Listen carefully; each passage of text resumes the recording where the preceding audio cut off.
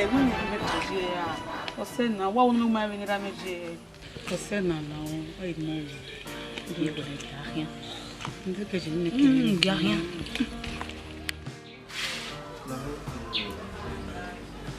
Obviously, you know, you don't want to what you do. Oh, wait till go el salo boazi gwena. Na me se na na ti gwe. Oni me mari so to yi run dai. Me se ti wa me ku yo to. No yi mu ma no sun ya. Me ma ya no we wo tu gi ohun. Me ga call yin ohun ya re do mi en. Eri ame wa gbede yi. Sika me ni wa do gbo iwa. I don't really know kinidi ni ya. Ikenikede. Me have ya to him ma we ya. Yet it told him my way. Just in my room, I really can't take it.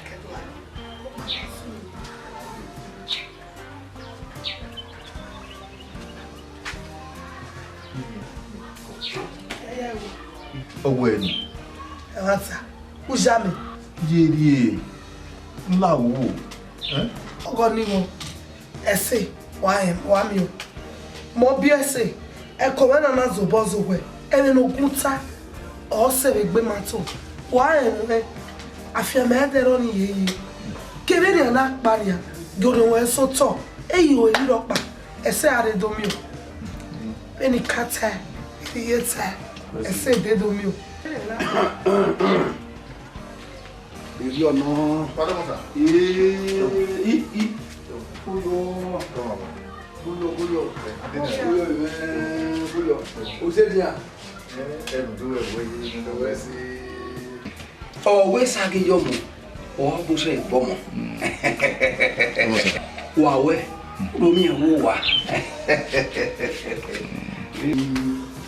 Beni ta banu. Afia ma. We se mo mi oba. Ma wo wa o. Ya kwa ko. No ve ya hawe ni wo me. Here we go.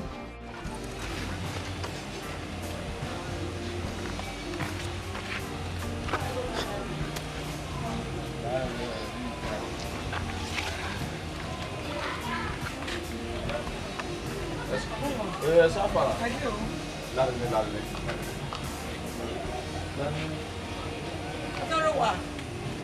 Ola de ba ma do de pe la wa na bo. And the winner one in the day. Wa wa. Mechi go ba na na. Wa la fi to ma we. Mu yare wa la fi. O ti ko ni nta ma we. O ti na gbe ni na o ma gbe. Ha? Wa le lo ti ni. O ti wa gbera gbiri e no. O ma renti no ya se to down the life. Eh? We're seeing you. We were a life. Oh, my name, ma. Oh, ma, all the changing. Here, what's more the way of the labor and greedy, but at least you know the way of love you. Dear ma, very nice. Oh, it is because of your change. And secondly, you're talking about a man, marry. Oh, marry. So, as in any effort, marketing, and so, oh, ma, life not change, oh, man. And so, you left in Asia, bro, say the reason. My sister, it's a matter. Take work one, Till we follow it for me. We work, please. No, as no more life, no plan. You know, to me, you come away, eh? Bro, no, no, she's full of it, no, water. Okay, only watch it over.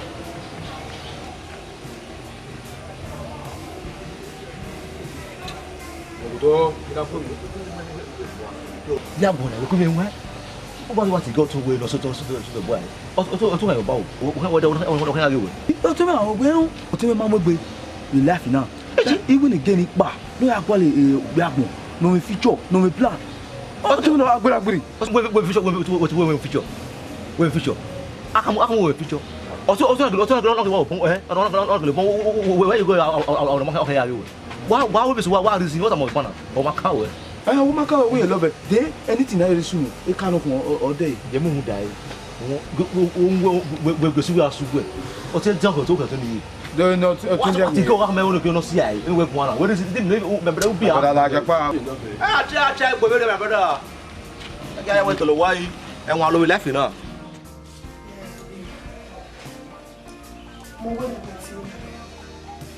Ọmọ mo kala be kilo sa Loke we bori.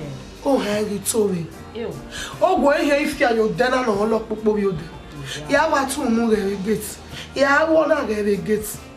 Ize gwegwa ma mi re. Ena we no we ti we go si se wa wo gba se gbobo. Mu we go me gwegwa. Abe mi ki re dere ni. No mi o hani. No be di e on the tie no we ge ha o. No ri o hani mi ga. Isoto. Runda. Ori meta mi mewe. Obo hani giri e na wa meri pu yo to. Ori o ma soto ye rudo ege ese. Sorry. Hello.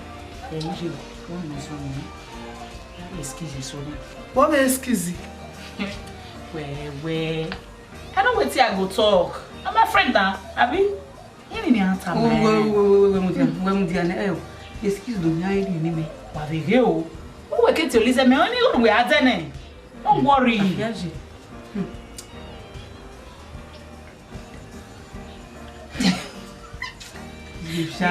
her. You don't see her. Ebe nu e wa ta me. Le ta uda e de no ne ba na be dere. Ma bi e wa gwa oluru. Omo ma ne ime hi ga fie ki. Le ba se ba awa me era. Ne ya fie me we die. Ogo kon igun e kon wa la gogo ile. Se now. Any time you hear me show. Don't worry. But we go stew. Yaga. Don't worry. We not have to prepare the dinner later. You have to follow. As I can everywhere go stew. We are going inside. Don't worry. No matter what. Give me the menu. Yapa. The time. Priabe. At the time.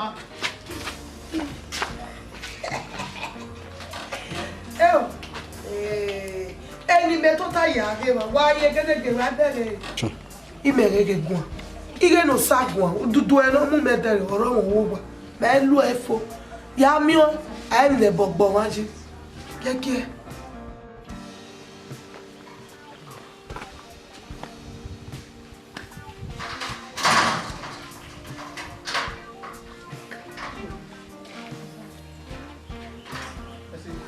o so mo keni ade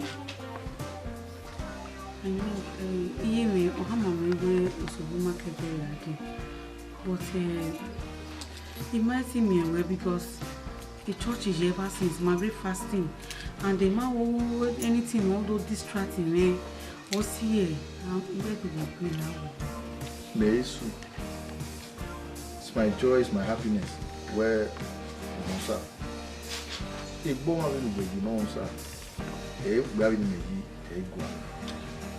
When you fast in the church, it's your right, it's your duty. The church I can also join you whatever prayer point you are offering. Anyway, I am married. I'm supposed to tell me. But concerning the pregnancy matter, my one listen. Work in the community like they never done, but the thing is somehow small. Don't have been made the outside brought that in if you're if you don't know we are living here so that I don't know the sex either. You can hear. I'm sorry to say this. In here for saying not like church is safe, not like those because the burden was just too much on me. Any pregnancy or miscarriage. Huh? Also, it's your right, it's your duty to tell me before.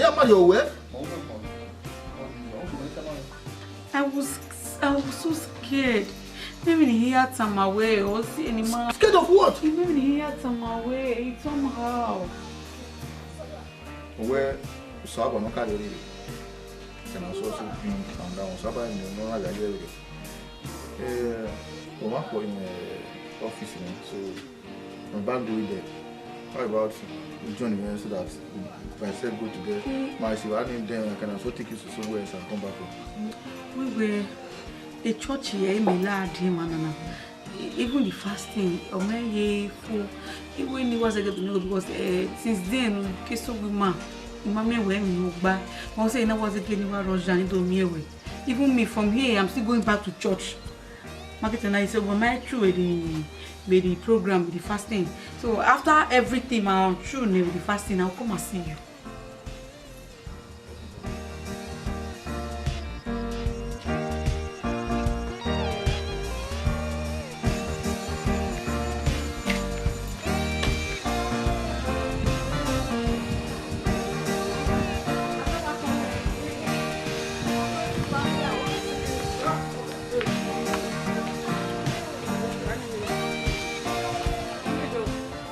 go now.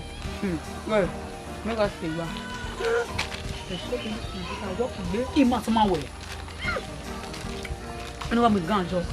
Yes, what balleto. Emery Maoli. Emery Modala. Come away. Come on, boy. First time. You got away fasting with show. Tafia? Tafia? I'm so bored. You got away fasting. I'm more worried. I'm going to come in here. Even in the fasting, they didn't know where. The body nice shower, we're going to but too good. But I'm not able to protect him. When you get me no jail. Oh, me, I want him now. He protect her. Because he can't make a one on a banner or one on a banner away. What do you want to say? So, me, I make it, but the body is nice. You have your work taken. Oh, I call you, moment. I want miscarriaging. I don't know the story. Hey, no worry. Water, no water. No water on here. No worry, I got it. I have a dog. I'm not even one. You know, oh, where? Me, the joke. No, people don't do it. I don't need. What do you get, mommy? You joke.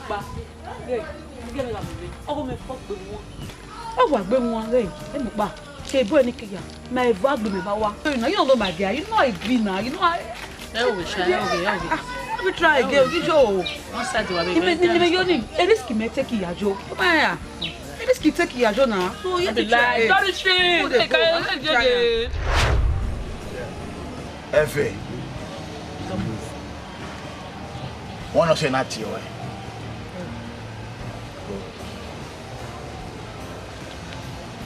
Èèyàn ṣẹ̀wé rí ọwẹ́ ọ̀ṣẹ̀wé. Ó yẹ ya mi ga ní òwà. Ẹni bàbá stone náà yà tọ́ la kọ̀. Àmì èèyàn pàánù sunu ẹ̀dọ́ náà ni mẹ́ni bàbá stone náà ń. So, èmi ni mẹ́hún ẹni kì. Ẹ má tanú à. Bàbá stone. Láwọ́ wọ́wọ́ ní wọ́. Kakabono. Ojo jami zebe emi no kabe une. Obe ya mi owe ni wa bere ba o kekan wete emi lo pa masun ni eba. Shut up. Why? Woni gbogbo yo a o. Hey, come on. Again. Ya gbewa. Oh, merci video. Oh, we look but what blame me? Mosi. Shut up! What's your problem? Hey, again, on my titan. Yeah, bewa.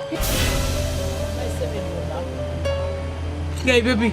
Yeah, me what? Tell me what? Yeah, again.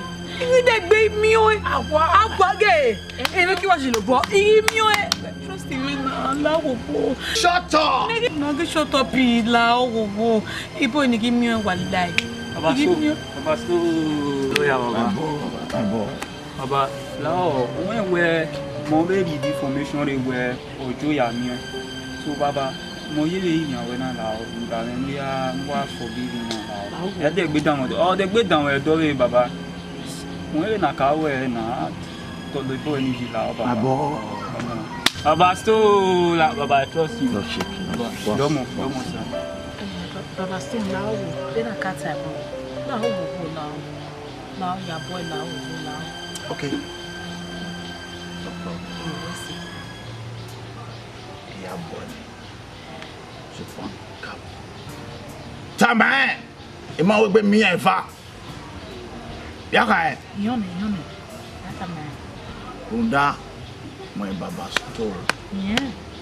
Na ya to la kan. E ti fiel. Como? Baba store. Baba. I see you. Everywhere still. Baba ya pa. Stasi.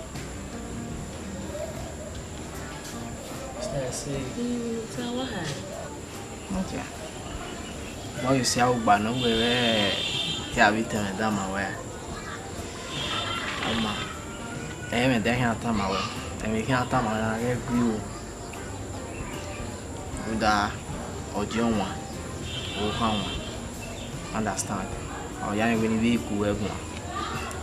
C'est assez. On me kere wa ade. Il va nous savoir que il travel. Nous doit aller au pays là. Ori emi owe waro waje bido aka ofiki ma iduwa o me to be me I ma understand be there ori o wa do subo be e wala e dey no swim se be ke ma wi za ri no ale la wa o to yen we waro wa be there o mi mu voice we we take our time wa ni o time wa ta wuru wa but iji na you bo ku mo we ni eta o do e wa ni ma ve me ogun megun ọ̀tún èkì ebo ẹni tó máa láìkẹ́ yìí rádá ọmọ olùwọ́n wọn wà ẹ̀kú tìrẹ rẹ̀ ń tàn máa ẹ̀ ẹnu tó amú ẹ̀ kẹ́kọ̀ọ́ máa ẹ̀ ẹnu tó agbógbó nínú alẹ́ olẹ́ rẹ̀ ní afẹ́fẹ́ wáyà mẹ́wàá tì wọ̀ nínú ìyàwó tó rẹ̀ máa wà kúdà ààyè àwọ̀ ẹ̀sẹ̀ tí mo kò tọ̀ àǹtà kúdà lóbi rẹ̀ báyìí kún ìkìnnà jí ẹ̀hún mi yìí ìgbé àyàwó àyè náà. Ni wa ya ti we. Laro. You know. So papa no even was the Talisa. Maybe Momo. I know what I want. You mean Igualo. And the massive I can't understand. Emi ya no assume. What you understand because my date a girl there and maybe go into any relationship with them, my experience is there.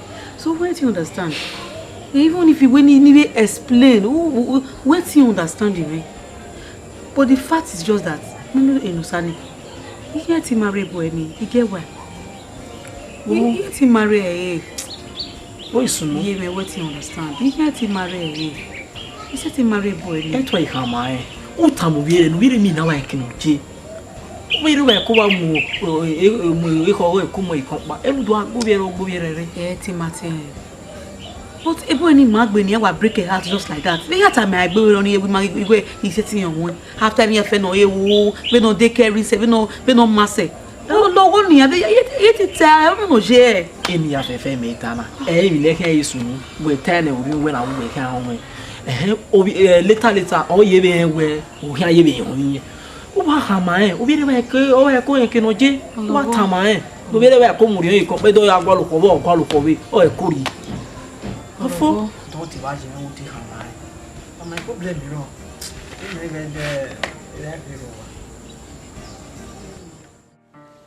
Saro, when you tell? We are waiting. The last house now, I fancy the house. Okay, so I don't read the gate. And you enter now the other big gate. I look beside you, the other small gate. Let that way. Or you don't like we have you. The side of the house. That way. Give me the deal. Oh, Saro, don't we are. Pardon mo. Apa? Ade baba. Bola wele. What's up? Hey. What's that guy doing? Yeah, baba. What's that doing? Where go to Samuel? Para mi ba. Ado ma ko sa do bo sa je ja ibu. Mo ne baba bi yuko. Ya roba. Wele. Tomo. A woman. Esi go to you. Ami esi wa. Brother, ini ya fefe. Owe ya re sinya. Uda kege ati. No ya ri. No ya lo be no ya so bi ma udai. Be ya fefe apalo e wa ri so mi o e. All those things. Be ya fefe apalo. Me de we o mercy. E luki. Mama ta. They can't set me up. No, you are out to wear. Since no go that will make me wedge. We need a time. In your for what I see. No loud. What can I see? What is open? Because they see, or may they will be looking at your door. Looking at la water. We may for a while. We do a mother where you have it, baby. Nothing was with you. Walk on the hobby, you brother. me a for why I see. Sorrow. Very well, oh my see. Okay, where two movie or two one, or you will be handy. Well, it's okay. I'll give you a big one. You can avoid like a two. One woman like a vessel who don't know where young women most so passive over. I beg the way I live in the out of the love. No name can sorrow you white. No. Well, I have said to myself this year, well, whether the devil like it or not, or like it or yes, I must get married. I married you for a year now. One thing I so much believe in life is I'm not the type who just believe in putting all your eggs in one basket. I always have option B. Though what one was number one in my heart before. Because, you know, I'm married with you now. You must definitely be there as my partner. And I also want to advise you. I will maybe my opportunity for that simple reason you already got me and all that you have my number. But quick, my foreign number, I'll still give you. Whatever you need, you know where. As your own senior bros, may I tell you, always tell me, I'll be there for you. No, Daniel, Betty! Can you marry me? I understand. All my life, as an adult, I have never been so close to a girl like this.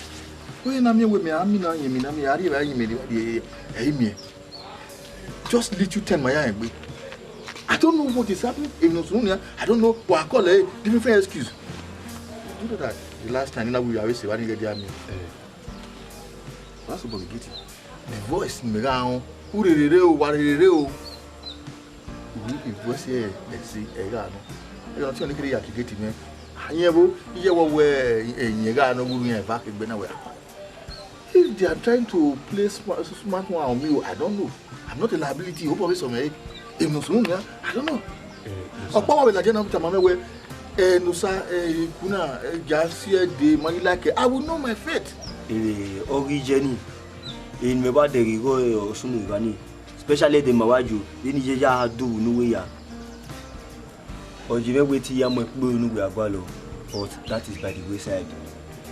If you believe in my way, Andrew, ever since they really have found some certain things about the game. Or see me time me or me mark man or detail.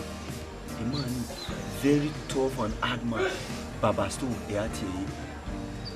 I cross the part of any no cross the part of gay.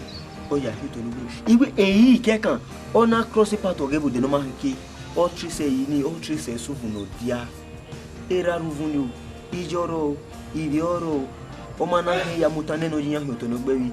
Ezobo. I mean, very dangerous man. Okay, I can't wear shoes where you are assume. I would prefer wear what you mean. I can. Now we know. Only your friend is okay. You know what to do. Oh, but I don't assume who are you, my friend. They go on time away. I will be reliable source in now. Okay, better start. You know, I will work on you. Nobody good. I know now. Just go.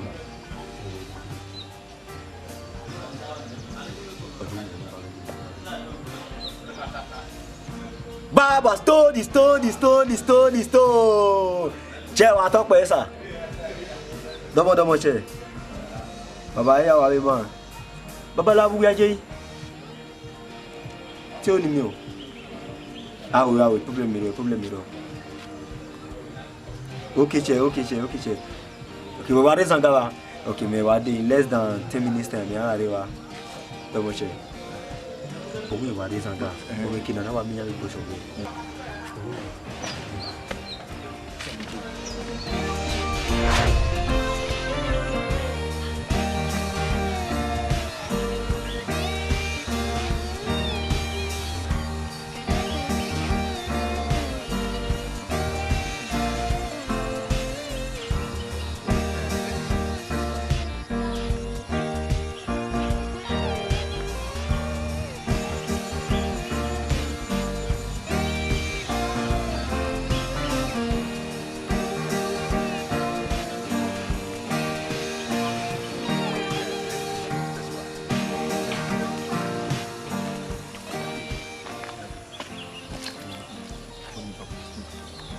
It's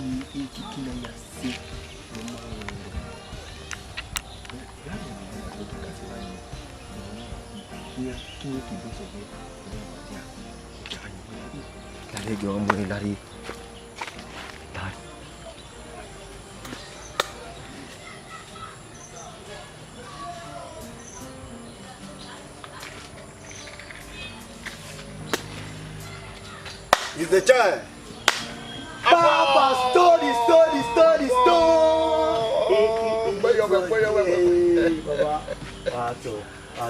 Baba, which one? Let's say 3 days in right now.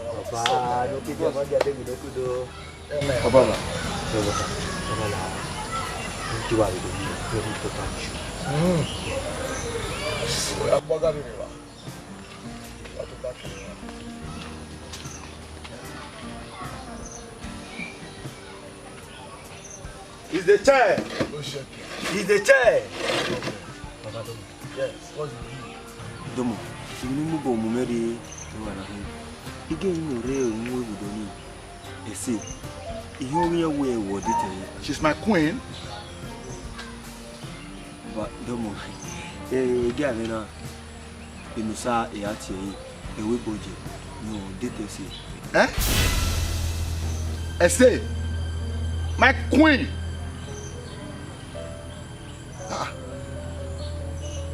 Your data say, is it possible? Okay, what I call it, Ure. More season for 5 days. No money.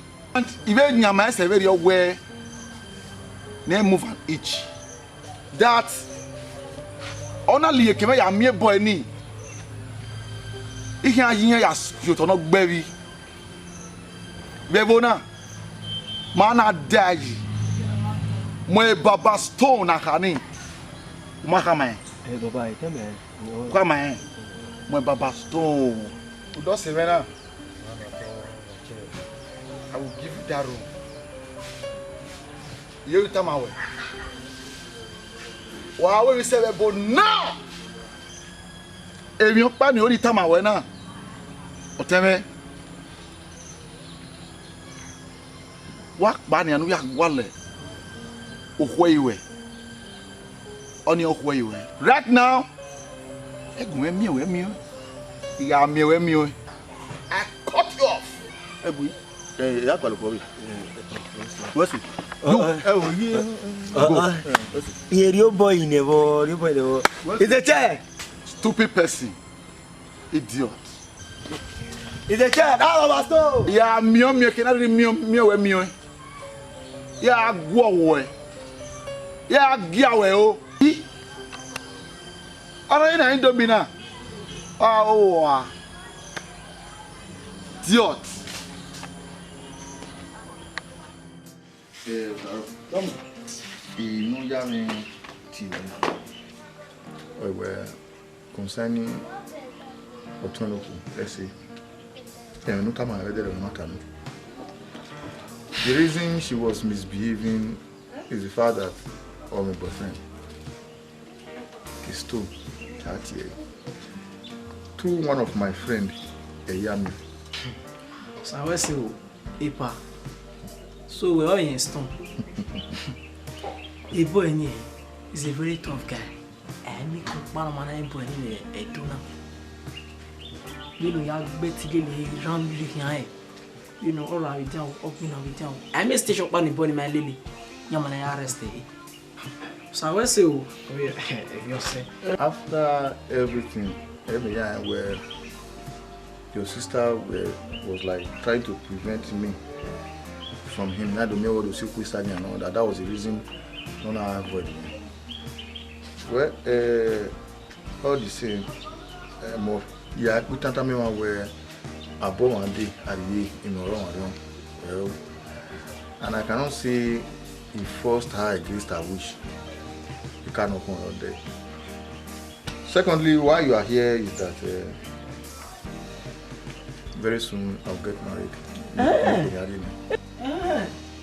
Congratulations. I want you to be there. Problem is wrong. On that day, anything not concerning Aga, you know, will be in charge. Problem you don't need having you on Johnny. Oh, in my way, you know, I might. Do me away or is to work with. No, I don't.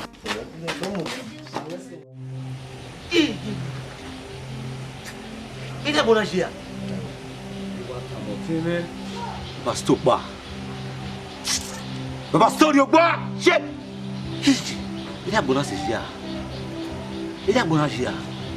Esto ga era no, ina ga na gbesa na artist to. Esto o nya dia. Basto go for. Okbe.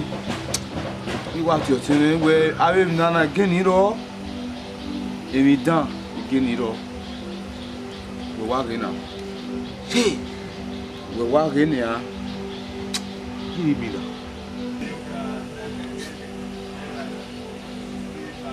What ya? Basto we. What we body say what say dey bishoni. Very man, mi abo dia. Dey bishoni ai. Esto. Very man, mi abo. O ta ma wi ya yin dia. O ti re kere ki. O ta ma wi yin dia. Pastor is gone. Pastor is gone. The story wa.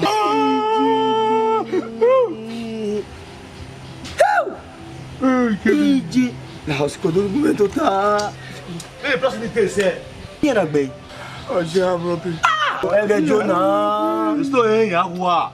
Ege Jo. Todos era gbinye. Beni na ya fe ese. Ami kina mona babasto. Oh wow, just like that. E babasto aga igedu. Ana fi moto so e ko bona ato ne de na agbesi. E babasto ga idea. Ele babasto me no dani ha. Me aga o te ki gbe baso, o te ko wo iye ya mo te ku we fa. E babasto te ne kere ki. O se te ne kere ki. You go te go clear for me na make a pass. Why they go kill her like that? Police baga o. They don't see I go shoot her. Ah! Ani agbe mo ya go keep babasto. They go kill babasto for me. Onda. O ngo ya nwa. Wa kere mi dare. Wa kere mi dare. We. O we no me ro. We me awu. O we go we. Agbona e te bi te. Ah, ini dan. No wa we just. E bi o be si. E wa ta mo te me ku pa ke. Ogun meju pe. Re ni a. Agbo egun ari. Sire bugu. E ga ba aji. Oya se kan. Just look at. O wa pa na wa so. O ba rire. Hey, Taweri, my brother, Taweri. Please now. I want to be making the fun out. You understand? We are making now. We are going. My brother, Oji, em na we no mara. This clear na tell your law. Oji, em na we no mara. Oji, em. Abu Baba still dey agbo egun. Nobody be Superman. Nobody be Island. Baba still area. Even no work o do re. Why we? No, Pinina. My brother, it's bad. No plus, no believe for this time. Brother, what take cat? No, brother. Brother. No, what take cat? What very like me now. You understand? What we do?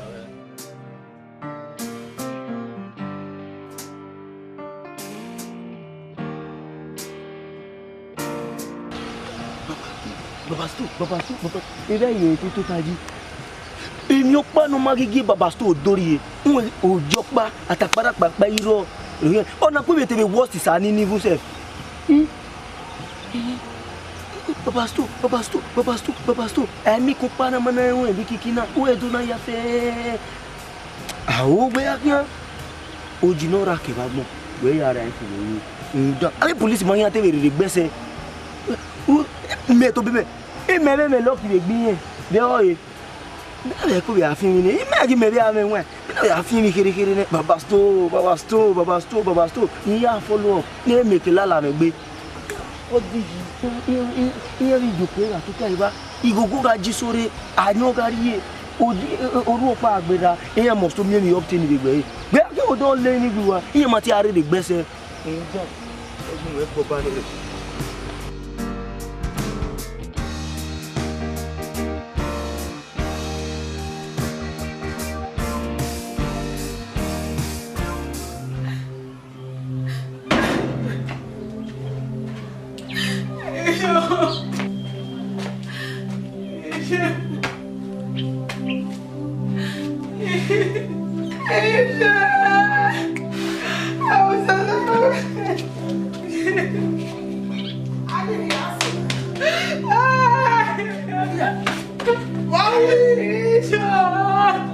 Esse. Posso no comer com? Não vai ver bebê aí, ó. Injeção boa, injeção boa. Eso. Vamos ver, vamos ver. E a grama boa própria, hoje não precisa não fiel. Ije. Vou fui aí. Ai, quando me chega. Isso é assim. Hoje vai ele quer lá de. Anu ba wona e. Hoje vai pra lá. Eu Vem como bom. Hoje vai. Ya me ko to mo pe. Quem já pagou o não, já pagou o não. Ya e me. vou lá vai ver. E hoje não. E hoje não. Ai, eu. Vem meu. Au. Estou. Tota. Ei. Ei. Não vou por não. Oi, me vai nem para escola não é. Ọ̀gbẹ́ boyfriend yẹn wọ́n ti nà ya gbẹ̀ òjì. Awe so. Barrière. Me na me so. Ah, na ni me ka mu pe. Awe fa so. Iji mi. Ma bi ja. Gẹ́yì bàbá ní bá tàbí. Agbenu ki alawa. Ebroda Musa. Ọ̀rẹ́ ọkọ nẹ̀. Ala ko. Ọ̀rẹ́ ọkọ nẹ̀. Mèjé ewé di ọ̀gẹ́. Fúnṣọ́ ni àná gbéra ọ̀ wá wẹ̀. Ìjọ náà kọ́ Oh, mami. É o no samba. Oh, gba no ta ku. Ejo. Ṣé ọmọ? E ke na kola bo fo. E wa do sanu gba na bo fu. Ejo. Ìjẹ́ kúgbà kẹ́ òwe bá tẹ̀lé náà ọmọ wọn mẹ́kì ní ìyè sítẹ̀ sóò ẹ̀ sí. Mo jẹ́ awuru ki an la we pe wa ja ko bo ton. Ba gbe ni wa na ko. Ọmọ ẹ̀kì náà wọ́n wá yá dùn. Ọwọ́ ẹ̀ nẹ̀ ọwọ́ ẹ̀ nẹ̀. Awuru ki awo wa. No ya je bu ne ku na o di aka wo ko ton. O ka bo gbere. No ka na. Wala re wa do adi aka o. Wa do adi aka wo ko ton. O e stone e le wa gbe. Lọ́dọ̀ àfi ọ̀fẹ́rẹ́ ìwà náà. Mi yàn gbèrè nẹ́kì. Mi yàn jọ̀rọ̀ pàhẹ́ wò wàrà. Mi yàn jọ̀rọ̀ pàhẹ́ wò wàrà. Mi yàn tó àfi ọ̀fẹ́rẹ́ ìwà náà. Na gbe ma hin aje ba si agbori e ki. E be he bi aja si egbera. Bàbá kan bẹ nẹ́rù ní ẹ̀dọ̀ méjì àṣìṣì náà mà. Agwa me. Kúta gẹ̀fẹ́ dọ̀gẹ́ ló. Ma me mo e caliber a caliber me eno pa ni wa no. Caliber a caliber mo pa e. Bàbá ìyàn bá rẹ̀ polisi ọba lẹ̀ wọ̀nà. Ìjẹ́ bẹ yà mú. Ìmú mu náà wọ́n gbé kọ́. Ìjẹ́ bẹ yà kí a bá mú. Fiao ga ka mi. Ìmọ̀ràn jẹ́ àdésùwà. Àwàjò ìwàjò. Ṣé o ṣe kí next week náà? Next week ọ̀gá wẹ̀. Èyí ká wẹ̀ sẹ́ náà rẹ̀ ẹ̀ fi ṣe ìkàlẹ̀ jẹ́ ìjọ. Kọ́ìsítà. Kọ́ìsítà. Ọ̀rọ̀ ẹ̀kọ́ ẹ̀rọ àbọ̀nà ó pọ̀ lè zọ ẹ̀wọ́ sùn. Yé ni kiri star. Bàbá wo yẹ̀rọ wa. Olùkọ́ àbọ̀ ó. Ẹgbẹ́ wa wọ̀ mẹ́. Ebroda Musa. Ẹnusa o. Ẹ má rẹ̀ wá rí fún wa kọ́lì yẹn. Ẹ lọ wá jẹ́ náà ìrò wa. Ó yẹ bá gbóyà dé domi ẹ̀ bàbá náà. Bẹ́ẹ̀ sí wọn náà sọ̀rọ̀ àná mẹ́. Dé ti wẹ̀ wí náà. Dáwẹ́ ìtí àwẹ̀ wí náà sọ̀rọ̀ pọ́n ní mẹ́tìn ní kẹ́ẹ̀fù. Ọ̀wé dè ní láìkì yẹn ó yẹn láyé pè mẹ́. Ẹ yà tẹ̀ láìkì ní wé bísínẹ́sì. Ọ̀wé ni ẹ wọrí. Ó yàn á kì í sọ̀ mẹ́. Ẹ mi náà rúlẹ̀ ju wa ní tó. Ọ̀wé ni mi á dé wa kó ẹ náà wí yẹn mi á dé lè mí. Enusa ni me. Your former guy now. Uzua, I former guy Uzua. When my come back. Oh. Mimina. Uzua, me not boy. When my come back, when you hear marry later. They will sorrow for no. Enusa, girls Uzua. Enusa o bien. What you want now? You want no na, wọ́n wá cool. Mo meta na, do you hear me? Do you come back up with me? No more, no more, my way. Hey, like Anata, bẹ́ẹ̀ wẹ̀ tẹ̀ ẹ́ na. Ẹ̀ẹ́dẹ̀ ni màá wí bàbá náà bú wọ̀ di wà náà wẹ̀rì yé. Ẹ̀ jọ ká pọ̀ ẹ̀jọ̀ wẹ̀rì yé. So ìmọ̀ òwú ẹ̀gbọ́n náà nìyà. Wọ́n ní gbé mi ẹbí tá my sister wà á bẹ̀ wẹ́ wẹ̀ kó bẹ̀ bù ẹ́ tó bọ̀ wẹ́ àyìn mi à ọ̀ wẹ́ your guy Stone. Stone gbọ́ abẹ́ tó tẹ̀lé tó tẹ̀lé. Stone náà dé fà á hún. Ọ̀rọ̀ fà wọ̀ hún. Stone máa fà wọ̀ hún náà. Ẹ̀ gẹ̀ na Stone máa hún ẹ̀ náà tó rú tẹ̀ kan náà. But what give me my sister, me say ti ayin mi anu enu ya mu yero wari ya. O de ba feel ane. Wa lo be. Ona me we wa ya ba. Ama wa ho to boy ata ma on give me ta.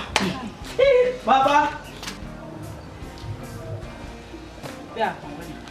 No one say esto va won na.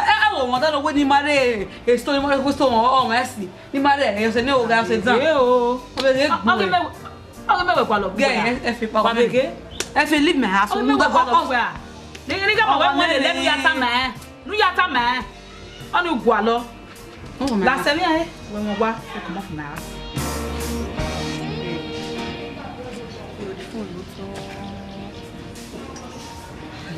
That time, marry Musa. I marry Musa. I swear they regret and badly.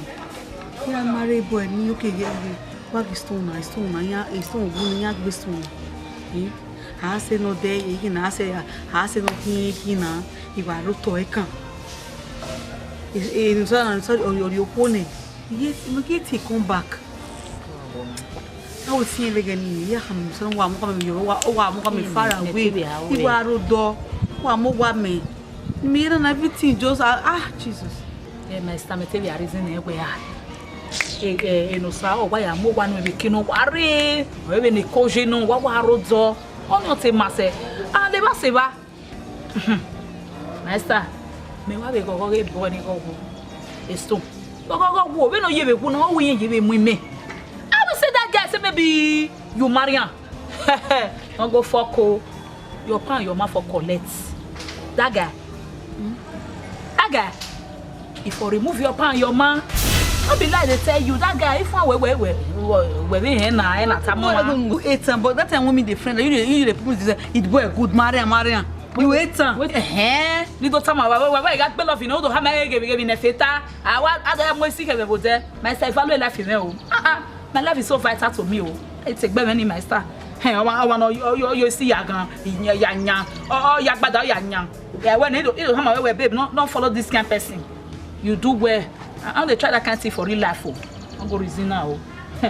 Any wuna, you want to gani? Even a babita. I thought that. Master, I'm not bad that kind of market too. Any what be wuni or what be massive. You know, wuni mao. So you got to beg you. Yeah, you know, me not going to be way or jealousy because I'm a mega.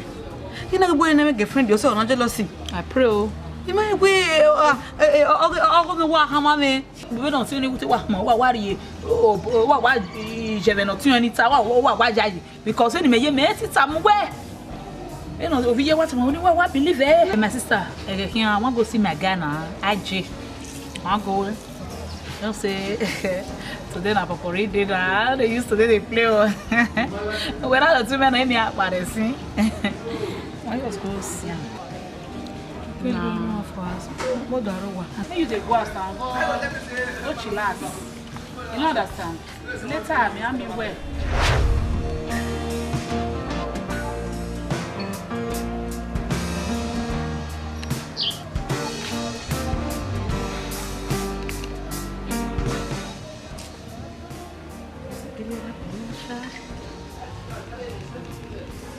Que me wuni stone e fe no sine que do ata mi me we igani ma awo tin ge friend e ri oti wona wo ti mare e wo se ni wa mi mi bo ni ragbon do si megele no gele wa mi o se wa mo na to